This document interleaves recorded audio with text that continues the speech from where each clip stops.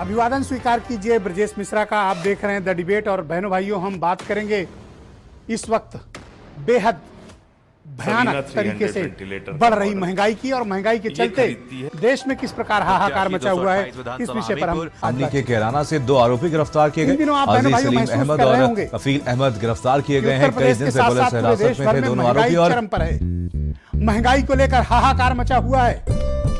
आम लोग परेशान हैं, बेहाल हैं, त्रस्त है गरीब जनता।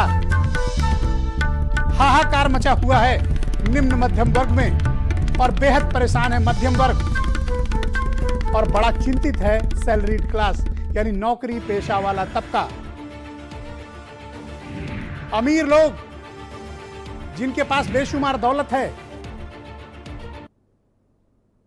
उन्हें भले ही इस महंगाई का कोई फर्क न पड़ा हो बहनों भाइयों, लेकिन गरीब निम्न मध्यम वर्ग और नौकरी पेशा वाला तबका भयानक विपत्ति में है।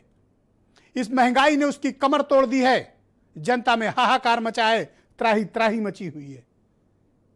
आप कोई खाद्य पदार्थ देख लीजिए, आप ट्रांसपोर्टेशन देख लीजिए, सर्विस सेक्टर देख लीजिए, कोई भी कार्य देख लीजिए उठाकर, सब में आपको 40 से 50%, कोई 2 गुना तक महंगाई हो चुकी है। ऐसी भयानक महंगाई है कि आम लोगों का जीना दुश्वार है। इज्जत से 2 रोटी भी अब महंगाई के कारण नसीब होना बड़ा कठिन होता जा रहा है लोगों के लिए। कोरोना की विपत्ति से जूझ रही जनता को जहां महंगाई से राहत मिलनी चाहिए थी, लेकिन आज हालात इतने खराब हैं कि जो लोग भी अपने घर का राशन, बच्चों की स्कूल की फीस, उत्तर प्रदेश में सबसे महंगी बिजली दर, मोबाइल और इंटरनेट के अतिरिक्त खर्चे, दवाओं के अतिरिक्त खर्चे, ट्रांसपोर्टेशन के महंगे बिल, और महंगा डीजल और पेट्रोल, महंगी सब्जियां, महंगा सरसों का तेल। हमारी आमदनी घट रही है, हमारे खर्चे बढ़ रहे हैं। दोनों में भयानक तालमेल का अभाव है।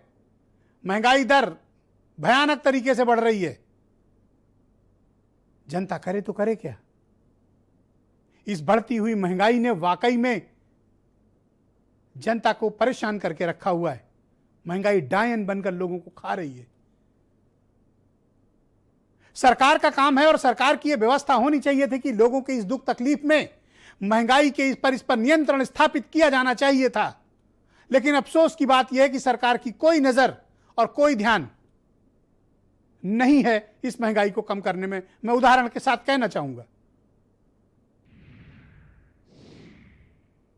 3 मई के बाद जब देश भर में चुनाव खत्म हो गए थे, तब से लेकर अब तक, यानी 4 मई से लेकर आज तक 8.84 रुपया पेट्रोल के दाम बढ़ाए गए 33 बार में, 33 टाइम्स। 4 मई से लेकर आज तक 8.84 रुपया पेट्रोल की कीमत बढ़ गई। और अभी हम जुलाई में प्रवेश किए हैं।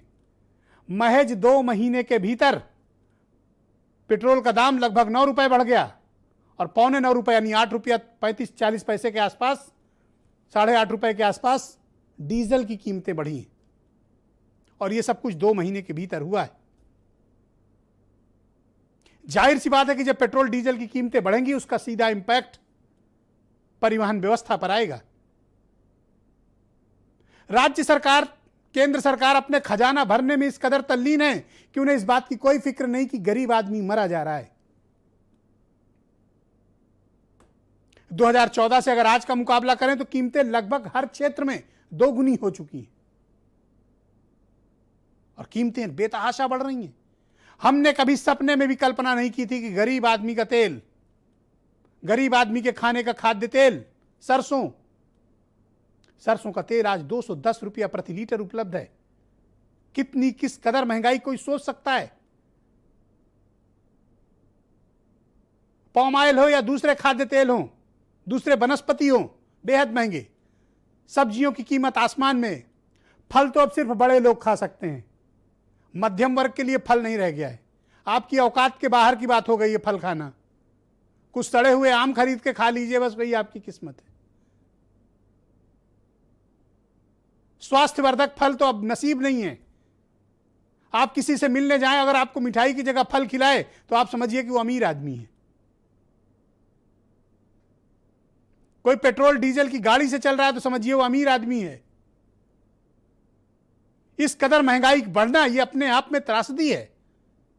ये राजनीतिक विषय नहीं है, ये सामाजिक समस्या है। लोग अपनी जमा पूंजी खा रहे हैं, बचत की बात तो भूल जाइए। लोग बचत करके घर मकान दुकान बनाते हैं, अपने बच्चों की शादियां करते हैं, दवा के लिए इंतजाम रखते हैं कि कभी अगर हॉस्पिटलाइज्ड हुए तो दवा के लिए पैसे काम आएंगे। सब खत्म हो रहे हैं। बचत की बात तो भूल जाइए, आप तो कर्जा लेकर घर का खर्चा चलाना पड़ता है। मैं बहुत से ऐसे लोगों को जानता हूं जो प्रति माह कर्जा लेते हैं अपने घर का खर्चा चलाने के लिए। उनकी सैलरी कम पड़ रही है घर का खर्च चलाने में। कभी इतनी ही सैलरी में वो पैसे बचाते थे, जोड़ कर रखते थे। आज उनको मासिक वेतन पूरा खर्च हो जा रहा है और उनको उधार लेना पड़ता है बच्चे की फीस भरने के लिए, बिजली का बिल भरने के लिए, दवाओं के लिए, कहीं आने जाने के लिए। लग्जरी आइटम तो अब भूल जाइए। अब तो सामान्य जीवन किसी तरह कटे, ये सबसे बड़ी समस्या है उत्तर प्रदेश के लोगों के सामने। और विशेष तौर पर मैं अपने ग्रामीण भाई बहनों के लिए बहुत फिक्रमंद हूं। अपार पीड़ा है मुझे उनके लिए। बड़ी ही मुश्किलों का जीवन वो गुजार रहे हैं। कोरोना ने पूरे गांव गांव जिस प्रकार की तबाही मचाई है बहनों भाइयों, हम आप कल्पना नहीं कर सकते हैं।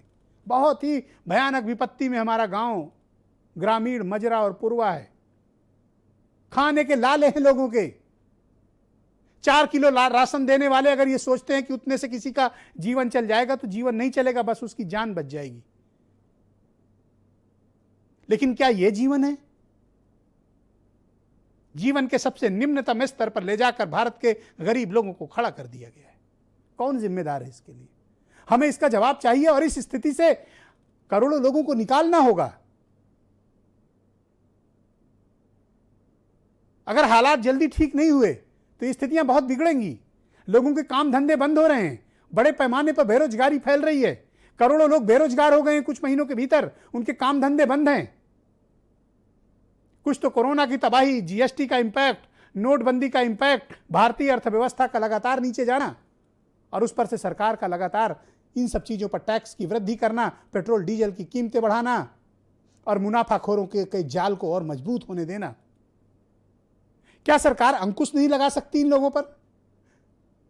तो मैं कहना चाहता हूं कि सरकार जब स्वयं पर अंकुश नहीं लगा रही है पेट्रोल और डीजल के नाम पर, वरना क्या कारण है कि 2 महीने के भीतर 9 रुपया पेट्रोल और 9 रुपया डीजल के दाम क्यों बढ़ाए गए? इस वक्त दाम घटाए जाने चाहिए थे। अंतर्राष्ट्रीय मार्केट में कोई आग नहीं लगी हुई है, वहां स्थिति सामान्य है। उसके बावजूद आप लगातार इसके रेट्स बढ़ा रहे हैं, तो गरीब जनता क्या करेगी? त्राही त्राही मची हुई है। कुछ बयान सुने आप। आज जो महंगाई है वो बर्दाश्त के बाहर है।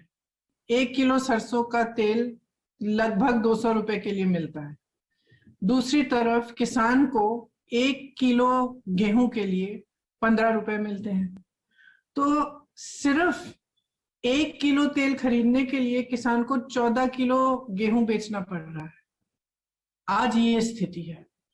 आप किसान की पीड़ा को समझ सकते हैं। प्रतिदिन पेट्रोल बढ़ता है, हर हफ्ते हर महीने गैस के दाम बढ़ते हैं। तो सरकार पूरी तरह गरीब लोगों की ज़रूरतों के प्रति असंवेदनशील है। आर्थिक व्यवस्था का जो चक्र है वो तोड़ दिया है और केवल कुछ पूंजीपतियों की जेब में बैठ के सरकार कोशिश कर रही है उनका मुनाफा होना चाहिए, जनता भाड़ में जाए। हाँ, ये जरूर है कि कुछ चीज़ों के कोरोना में दाम बढ़े हैं, सरकार उसको नियंत्रण कर रही है। और आप देखेंगे पिछले यूपीए की सरकार में और एनडीए की सरकार में तो बहुत ज़मीन आसमान का अंतर आया है। हमने महंगाई को कंट्रोल किया है, हमने महंगाई को रोका है। ये विपक्ष का आरोप लगाना निराधार है कि महंगाई बढ़ गई। दूध की कीमत बढ़ गई, गैस की कीमत बढ़ गई, सब्जियों की कीमत बढ़ गई, दाल की कीमत बढ़ गई, खाद्य तेलों की कीमत बढ़ गई, पेट्रोल डीजल कीमत बढ़ गई, दवाएं महंगी हो गई। फिर भी भारतीय जनता पार्टी के प्रवक्ता को लगता है कि उन्होंने महंगाई पर कंट्रोल कर लिया है। अगर इसको कंट्रोल कहना कहते हैं तो बेकाबू होना किसे कहते हैं मैं नहीं समझता। आज की डिबेट में मेरे साथ विजय